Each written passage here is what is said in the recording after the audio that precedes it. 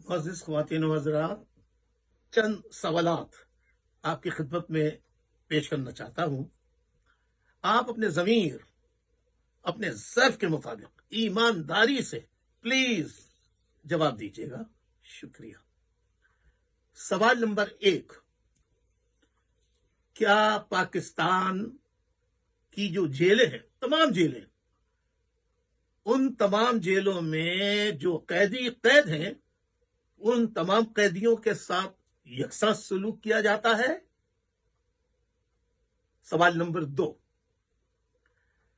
क्या पाकिस्तान की तमाम अदालतें यानी lower courts, session courts, high courts, हत्ता के सुप्रीम कोर्ट ऑफ पाकिस्तान तक तमाम अदालतें, ईमानदारी से बताइए, क्या आजाद, मुकम्मल तौर पर आजाद और खुद मुख्तार हैं? सवाल नंबर 3,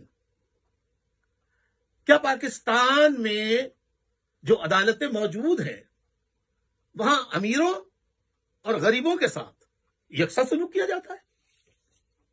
सवाल नंबर 4, क्या पाकिस्तान में जो गरीब कैदी हैं, गरीब अवाम हैं, क्या वो सुप्रीम कोर्ट ऑफ पाकिस्तान तक रसाई हासिल करने यानी कि सुप्रीम कोर्ट तक पहुंचने के लिए क्या वो इस्तेताअत रखते हैं? क्या वो पहुंच सकते हैं? सवाल नंबर 5, क्या कोई गरीब कैदी, गरीब आदमी सुप्रीम कोर्ट ऑफ पाकिस्तान में कोई पिटीशन जमा कराने, दरखास्त देने के लिए क्या बड़े बड़े नामवर वकीलों की बड़ी बड़ी फीसें अदा कर सकता है? सवाल नंबर 6, क्या पाकिस्तान के जो पार्लिमानी इदारे हैं, पार्लियामेंट्स पाकिस्तान की यानी कि सूबाई असेंबलियां, कौमी असेंबली, सेनेट ऑफ पाकिस्तान, इन असेंबलियों में आप ईमानदारी से बताइए कि कोई गरीब, मजदूर, हारी, किसान क्या इलेक्शन लड़कर इन पार्लिमानी इदारों में पहुंच सकता है? सवाल नंबर 7,